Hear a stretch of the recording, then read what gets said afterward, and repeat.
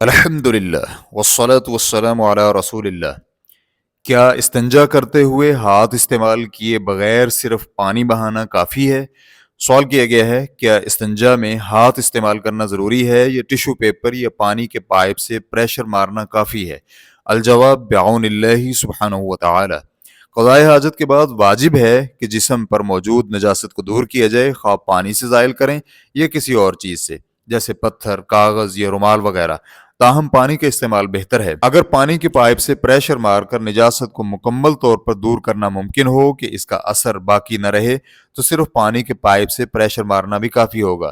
استجمار یعنی پتھر، کاغذ یا رومال کے استعمال میں شرط یہ ہے کہ 3 بار یا اس سے زیادہ بار نجاست والی جگہ کو صاف کیا جائے تاکہ گندگی زائل ہو جائے۔ اس کے لیے سیدنا سلمان رضی اللہ عنہ سے روایت ہے کہ نبی علیہ الصلوۃ والسلام نے ہمیں منع فرمایا قبلہ کی طرف رخ کر کے پیشاب یا پخانہ کرنے سے، دائیں ہاتھ سے استنجا کرنے سے، 3 پتھروں سے کم سے استنجا کرنے سے، گوبر یا ہڈی سے استنجا کرنے سے۔ ریفرنس کے لیے دیکھیے صحیح مسلم حدیث نمبر 262۔ اگر ایک پتھر جس کے کئی کنارے ہوں یا ایک بڑے رومال کے 3 کناروں سے صاف کرنے سے نجاست دور ہو جائے تو یہ کافی ہے۔ اگر نجاست دور نہ ہو تو اس سے بھی زیادہ بار جگہ کو صاف کرنا واجب ہوگا یہاں تک کہ نجاست زائل ہو جائے۔ واللہ تعالی اعلم۔